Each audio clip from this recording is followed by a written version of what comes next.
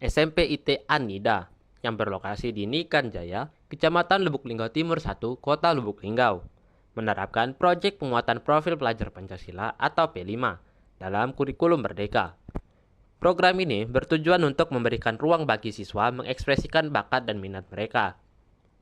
Berdasarkan keputusan Menteri Pendidikan Kebudayaan Riset dan Teknologi atau Kemendikbudristek, P5 merupakan kegiatan kokurikuler berbasis proyek yang dirancang untuk memperkuat pencapaian kompetensi dan karakter siswa sesuai dengan profil pelajar Pancasila.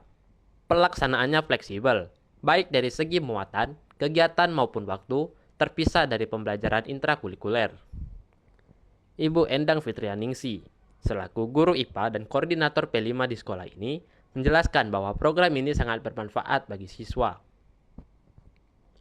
Selama ini, anak-anak punya talenta yang luar biasa, tetapi tidak semua memiliki minat yang sama. Di P5 ini, mereka difasilitasi sesuai dengan bakat masing-masing. Mereka bebas mengekspresikan keinginan dan kemampuan mereka, ujarnya. Dalam kurikulum Merdeka, pembelajaran dibagi menjadi 3 jenis, yaitu intrakurikuler, kokurikuler, dan ekstrakurikuler. P5 masuk dalam kegiatan kokurikuler dan memiliki alokasi waktu sekitar 20-30% dari setiap mata pelajaran.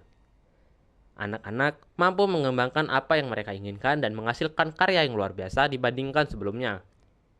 Anak-anak mampu mengembangkan apa yang mereka inginkan dan menghasilkan karya luar biasa dibandingkan sebelumnya ketika belum ada P5 tutupnya. Kalau manfaatnya jelas sangat bermanfaat untuk anak-anak karena kita ketahui selama ini kan anak-anak ini punya talenta yang luar biasa gitu ya. Karena tidak semua anak itu mempunyai talent itu yang sama. Nah di P5 ini anak-anak difasilitasi.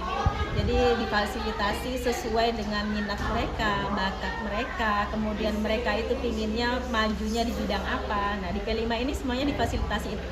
Jadi anak-anak itu mereka bebas mengekspresikan keinginan mereka, kemampuan mereka sesuai dengan apa yang diminta oleh P5 ini sendiri ya. Kalau di pemerintah kan memang P5 ini kan diminta untuk bagaimana anak-anak ini bisa tumbuh sesuai dengan minat mereka. Nah seperti itu.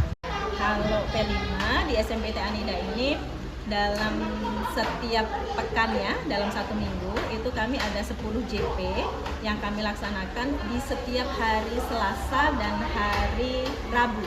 Jadi di jam terakhir hari Selasa itu ada 5 jam, 5 JP, kemudian nanti hari Rabu juga 5 JP. Jadi 1 minggu itu 10 JP untuk pertemuannya, P5-nya untuk kelas 7 dan kelas 8. Yang kami rasakan ini luar biasa ya perubahan anak-anak. Ternyata yang selama ini kami menganggap bahwa anak-anak ini tidak mempunyai kemampuan di dalam sesuatu. Ternyata ketika kami fasilitasi, karena kami ini di P5, guru itu hanya sebagai fasilitator ya, yang memfasilitasi apa yang diinginkan oleh anak-anak. Ternyata mereka punya mampu mengembangkan yang mereka inginkan itu bahkan di luar ekspektasi kami ya.